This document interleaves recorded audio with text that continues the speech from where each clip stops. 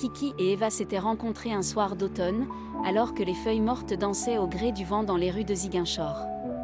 Lui, étudiant en philosophie, la tête souvent dans les livres, un peu rêveur, un peu perdu dans ses pensées. Elle, artiste, son carnet de croquis toujours à portée de main. Leur rencontre était une simple coïncidence, mais elle allait devenir l'étreinte douce d'un amour éphémère. Ils s'étaient croisés lors d'une exposition d'art, où Eva avait exposé ses dessins. Kiki, intrigué par un portrait qu'il avait trouvé particulièrement émouvant, s'était approché et lui avait parlé.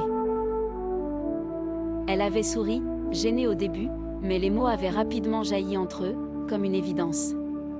Ils avaient échangé sur leur passion, sur la beauté fugace de la vie, sur les livres et la peinture, et leur conversation s'était prolongée jusque tard dans la nuit. Les mois avaient défilé, et leur relation s'était construite dans cette douceur tranquille qui caractérise les amours naissantes. Ils se retrouvaient souvent dans des cafés, se promenaient dans les parcs, parlaient de tout et de rien, s'étourdissant d'un bonheur simple mais parfait. Kiki aimait regarder Eva dessiner, les traits de son crayon qui prenaient forme sur le papier avec une aisance qu'il trouvait fascinante. Eva, quant à elle, aimait l'écouter parler de ses idées, de ses théories philosophiques qu'il faisait briller d'une passion contagieuse. Mais, comme souvent dans les histoires d'amour, les petites fissures avaient commencé à apparaître. Eva, malgré son apparence légère et enjouée, portait en elle une grande tristesse qu'elle n'avait jamais tout à fait expliquée. Parfois, dans ces moments de silence, elle devenait distante. Kiki, qui avait du mal à comprendre cette mélancolie qui l'habitait, la pressait parfois de se confier, mais elle se refermait comme une fleur sous la pluie, évitant de parler de ses peines. Puis, un jour d'hiver, alors qu'ils se retrouvaient comme à leur habitude dans un petit café de quartier, Eva annonça à Kiki qu'elle devait partir. Elle avait accepté une bourse pour partir à l'étranger, une opportunité unique pour sa carrière artistique, mais aussi, en quelque sorte, une fuite.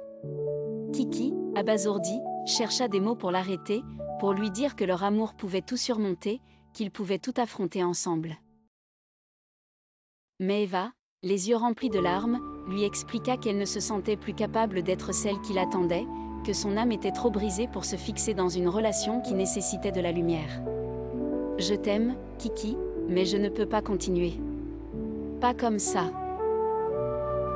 Le départ d'Eva ne fut pas un adieu en grande pompe, mais un départ silencieux, lourd de non-dits. Kiki la laissa partir, malgré la douleur, car il savait que son amour ne suffirait pas à réparer ce qui était brisé en elle. Ils s'écrivirent quelques lettres, au début, mais peu à peu, les mots se firent plus rares. Eva avait trouvé sa voie, loin de lui, dans les galeries d'art et les ateliers d'un autre monde, tandis que Kiki continuait sa route, son cœur un peu plus lourd à chaque étape.